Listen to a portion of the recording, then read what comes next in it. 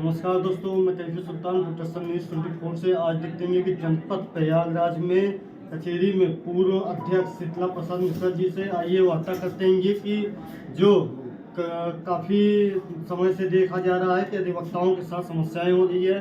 कर्नलगंज थाने पे कुछ अधिवक्ता कल पहुंचे हुए भी थे, तो आइए देखते हैं ये पूर्व अध्यक्ष जी से थोड़ा चर्चा करते हुए।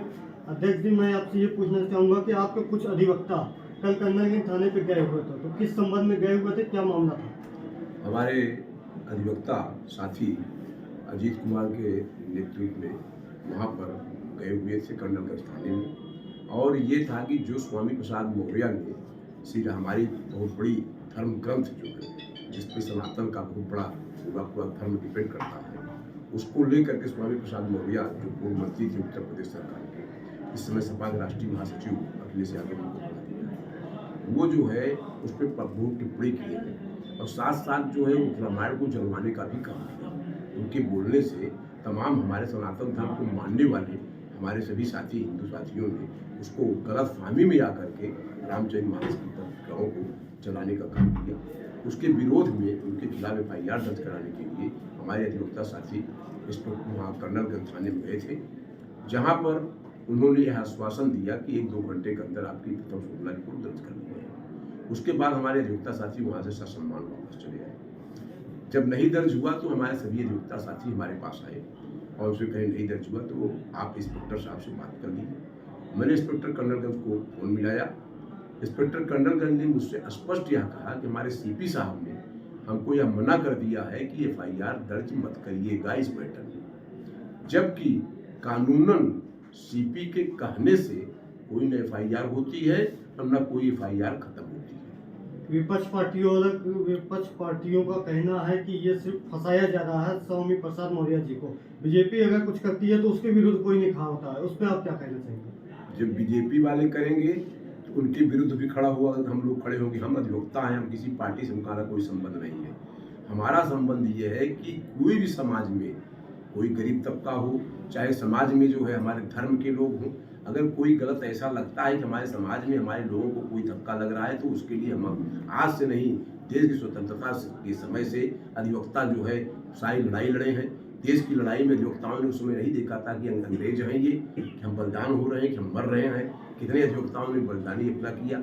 हमारा उद्देश्य ये है कि हमारा सनातन धर्म किसी भी प्रकार से विखंडित न होने पावे। कुछ अधिवक्ता ऐसे हैं जो फालतू घूम रहे हैं, सभी अधिवक्ताओं को बदनाम किए हैं, जो कि उनके पास कोई रजिस्टर नहीं है ना कुछ है, लेकिन काला कोट पहन के घूम रहे हैं, अपने आप को अधिवक्ता बताते हैं, ये बताना सही कर रहे हैं। उस पर आप क्या कहना चाहिए? इस पर हमारा ये कहना है, वो देखिए ऐसा अधिवक्ता कोई नहीं है। ऐसा हमारे जो अधिवक्ता हैं, जो अधिवक्ता रजिस्टर्ड हैं, वही अधिवक्ता हैं। अभी कुछ दिन पहले आपके यही SSP ऑफिस के पास मुझसे मुलाकात हुई थी, जो कि बहुत ज़्यादा दिखा रहा था, लेकिन उसके पास कोई लाइसेंस नहीं था। काफ़ी अधिवक्ताओं से उनसे कहा सुनी भी हुई थी। देखिए ऐसा है कि आप पत्रकार हैं, मीडिया कर्मी हैं, मैं आपसे यह निवेदन करूँगा, चूँकि हमारी ही तरह से देश के एक बहुत बड़े प्रहरी आप भी हैं, आपका भी कर्तव्य है इन सब बातों को उठाना। आप जो बात को उठाए वो मेरा अधिवक्ता न था, मेरे समाज का न अधिवक्ता था वो, और ना इस तरह के लोग जिनके आपको एनी हाउ किसी टाइम यह आप पूछ सकते हैं कि आप बार काउंसिल का आपको पुलिस स्टेशन दिखा दीजिए, आपको पूरा पावर में। मैं आपको अपने तरफ से कह रहा हूँ कि उसे आप मांग सकते हैं। अगर वो कार्ड नहीं दिखा सकते हैं, रजिस्ट्रेशन नंबर नहीं बता आजकल तो 1 मिनट में आप मोबाइल पर बैठ करिए, हमारा बार काउंसिल वेबसाइट है, हमारे बार एसोसिएशन का वेबसाइट है, वहाँ से आपको पता लग जाएगा कि मेंबर है कि नहीं है। ऐसी स्थिति में जो अधिवक्ता है, अधिवक्ता के ड्रेस में है, हमारे बार का मेंबर है, वही अधिवक्ता है। बाकी लोग अधिवक्ता नहीं, बाकी लोग किसी भी कार्रवाई कर रहे हैं तो हम चाहेंगे प्रशासन उनके खिलाफ सख्त कार्रवाई करे। चलिए, बहुत अच्छा हुआ। वो तो अभी काफ़ी चल रहे थे, तो इसलिए चर्चाएं कर दी गई थी। हम लोगों का मुद्दा था कि FIR को लेकर के कर्नलगंज थाने पे, तो प्रशासन ने आपको FIR अभी तक आपकी हुई नहीं, तो उस पर आप क्या कहना चाहेंगे? प्रशासन ने ये कहा कि CP साहब ने मना किया है, इंस्पेक्टर का कहना था। अच्छा। उसके बाद मैंने CP साहब से फोन से बात करना चाहा, लेकिन आज माननीय उच्च न्यायालय में मतगणना का कार्य हो रहा है। CP साहब वहाँ पे शायद व्यस्त है, जैसा उनके PR ने बताया। उनसे मुलाकात होने के बाद मैं उनसे फिर बात करूँगा, लेकिन यह अब हम न्यायालय की शरण में जाने के लिए बाध्य हैं। अभी तक जो नियम है उसके तहत मैं कार्रवाई कर रहा था, मेरे अधिवक्ता बेचारे सब लगे हैं, कार्रवाई कर रहे थे। अब हमारे अधिवक्ता इसमें तैयारी कर रहे हैं। 1-2 रोज के अंदर ही हम जो है 156(3) CRPC के तहत FIR दर्ज कराने के लिए न्यायालय की शरण लेंगे। अजीत तिवारी जी, आप तो कल वहाँ पे मौजूद थे, आपका मैं खुद गया हुआ था, तो आपसे वहाँ पे इंस्पेक्टर साहब ने क्या चीज़ कहा? उन्होंने अपने उच्च अधिकारी से जो वार्ता टेलीफोन के माध्यम से हुई थी, उन्होंने इस बात को कहा था कि हमको 1-2 घंटे का समय दीजिए। अब ये इसके कहने पर, चूंकि अभी हम लोगों ने अध्यक्ष जी के पास आया, उन्होंने तुरंत फ़ोन मिला इस काम में अपने हम लोगों के साथ तुरंत जुड़ने का अध्यक्ष जी ने काम किया है, तो निश्चित तौर पर यह सफलता मिलेगी।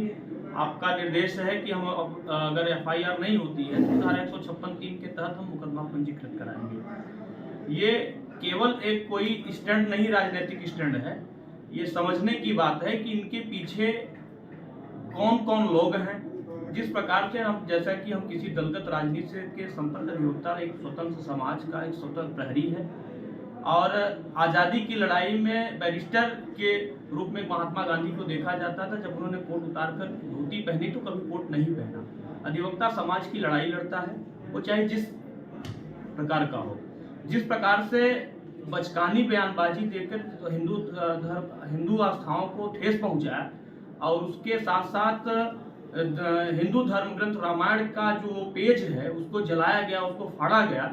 निश्चित तौर पर हिंदू समाज और सनातनी इससे आहत हैं, स्तब्ध हैं। और हम सनातनी, करोड़ों सनातनी अपने धर्म पर विश्वास, अपनी आस्था रखते हैं, और ये आस्था का विषय है, ये कोई पॉलिटिकल एजेंडा नहीं है। और समाजवादी पार्टी के राष्ट्रीय अध्यक्ष जी ने जिस प्रकार से इस बयानबाजी के बाद उनको पद से नवाजा है, निश्चित तौर पर ये एक आतंकवादी प्रवृत्ति जो है देश में स्थापित हो रही है। देश को राज्यों में बांटा गया, जिलों में बांटा गया, जाति को धर्म में बांटा गया, धर्म को इस प्रकार से बांटा जा रहा है। और ये पूरी तरीके से सुनियोजित तरीका से, इसमें किसी आक्रांता का ही जो है एक रोल हो सकता है। इस पर हम लोग, जब तक कोई ठोस कार्रवाई नहीं होगी, अध्यक्ष जी के नेतृत्व में हम लोग आज आए हैं, और अध्यक्ष जी ने पूर्ण आश्वासन दिया है कि हम आपके साथ कंधे से कंधा मिलाकर हर सहयोग करेंगे, और अपनी वकालतनामा लगा करके इस मुकदमे को स्टैंड करके पूरी जो है जोरदारी तरीके से रखा जाएगा। निश्चित तौर पर जब तक इस मुकदमा कायम नहीं होगा, अधिवक्ता समाज आक्रोशित है